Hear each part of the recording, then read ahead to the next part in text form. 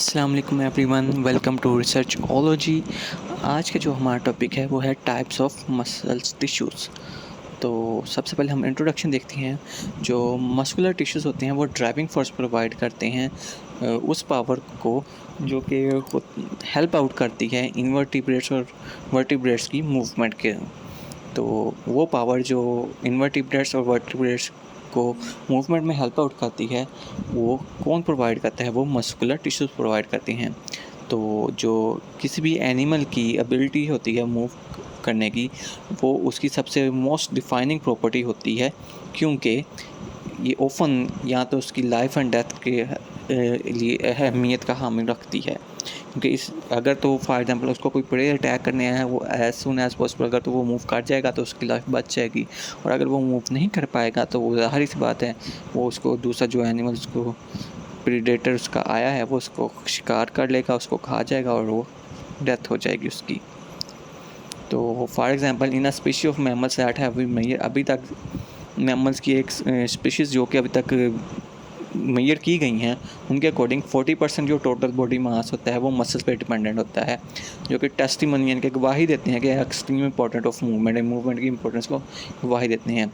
उसके अलावा the basic physiological property, यानी कि जो बेसिक फिजियोलॉजिकल प्रॉपर्टी किसी भी मसल टिश्यू की होती है वो हैं कंट्रैक्टिलिटी की, यानी कि एबिलिटी टू कंट्रैक्ट और शॉर्टन, यानी कि कंट्रैक्ट या शॉर्ट होने की एबिलिटी जो होती है वो उसकी बेसिक फिजियोलॉजिकल प्रॉपर्टी होती है किसी भी मसल टिश्यू की।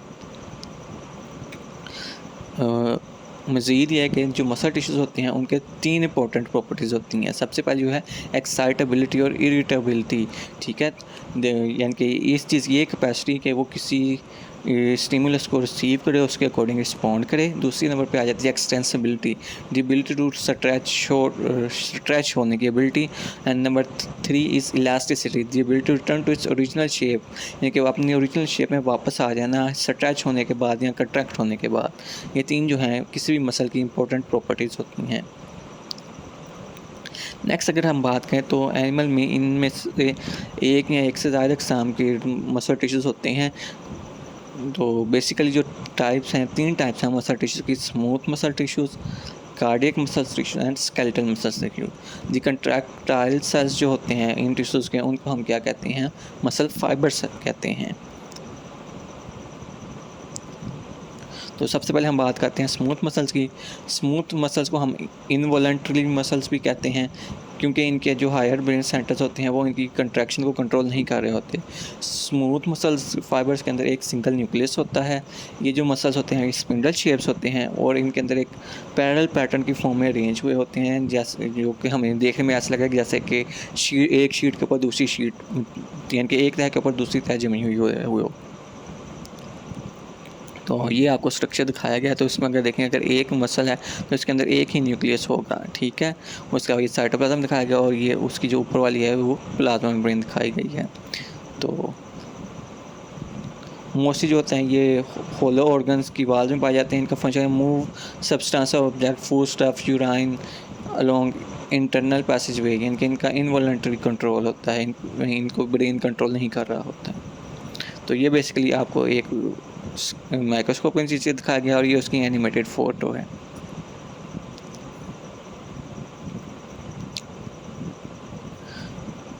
तो स्मूथ मसल जो है वो मेंटेन्स अ गुड टोन, यानी कि वो एक गुड टोन मेंटेन करते हैं। टोन से क्या मुराद? एक नॉर्मल डिग्री ऑफ विगर और टेंशन, यानी कि जो टेंशन खिंचाव की एक ख़ास डिग्रीज तक वो खिंचाव को करते हैं, इवन विदाउट नर्वस स्टिमुलेशन, यानी कि कोई भी नर्वस स्टिमुलेशन के बगैर वो टेंशन को एक नॉर्मल डिग्री तक मेंटेन कर सकते हैं। It contract slowly but it can sustain prolong contraction and does not freak easily. ये कंट्रैक्ट स्लोली ज़रूर करता है, लेकिन जब ये एक दफ़ा कंट्रैक्ट हो जाता है तो वो कंट्रैक्शन काफ़ी देर तक रह जाती है और ये जल्दी टायर यानी फ्रीक नहीं होता, टायर थकता नहीं है ये मसल।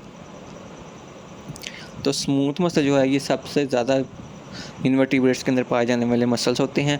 फॉर एग्जांपल ये it forms the part of adductor, ये अडक्टर का पार्ट में आते हैं, अडक्टर मसल्स का, जो कि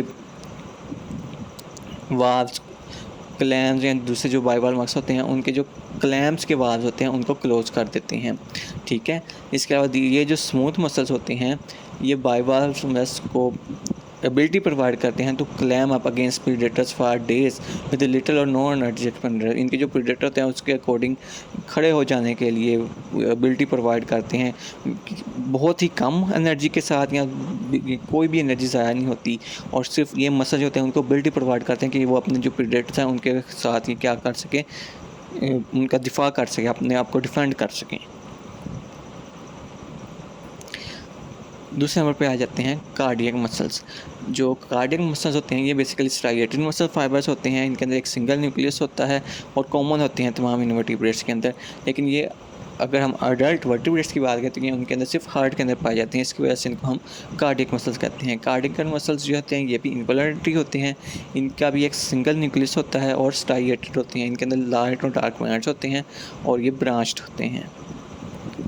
जैसे कि आप इस तरह देख सकते हैं, इनके अंदर स्ट्राइएशन मौजूद है, इसके अलावा इंटरकैलकुलेटेड डिस्क होती हैं, न्यूक्लियस होती हैं, और आप देख सकते हैं कि यहाँ पे इनके अंदर क्या है, ब्रांचेस प्रेजेंट हैं। तो ये बेसिकली एक माइक्रोस्कोप के नीचे, लाइट माइक्रोस्कोप को जब हम 500x तक जूम करते हैं तो वो आपको सेक्शन दिखाया गया है, और ये आगे उसका आप कहें कि एनिमेटेड वर्जन दिखाया गया है। ये जो ब्रांचिंग होती है उसकी वजह से क्या होता है, फाइबर जो होते हैं वो इंटरलॉक हो जाते हैं ताकि कंट्रैक्शन के दौरान ज़्यादा स्ट्रेंथ मिल सके। यही वजह है कि जिसकी वजह से जो हार्ट होता है वो फटीग नहीं करता, क्योंकि जो कार्डियक के फाइबर्स होते हैं, इनके कार्डियक मसल्स के जो सेल्स होते हैं वो रिलैक्स करते हैं कम्प्लीटली बिटवीन कंट्रैक्शन के दौरान। और जो हमारे पास तीसरी टाइप है मसल्स की, वो है स्केलेटल मसल्स। इनको ये भी एक स्ट्राइएटेड मसल्स होते हैं। ये वॉलंटरी मसल्स होते हैं क्योंकि नर्वस सिस्टम जो होता है वो इनकी जो कंट्रैक्शन को कॉन्शियसली कंट्रोल कर रहा होता है।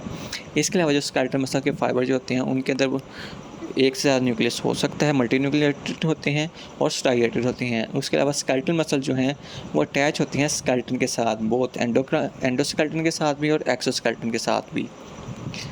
जो स्केलेटन मसल्स हैं इनकी उधर स्ट्रक्चर दिखाई गई है। फॉर एग्जांपल ये इनकी स्ट्राइएशंस हैं, ये एक मसल फाइबर है और ये उनके न्यूक्लियस है। तो आप देख सकते हैं एक मसल फाइबर के साथ 1, 2 या 3 यानी कि एक से ज़्यादा न्यूक्लियस अटैच हैं। यहाँ पे अगर देखेंगे तो एक और ये 2 न्यूक्लियस अटैच हैं।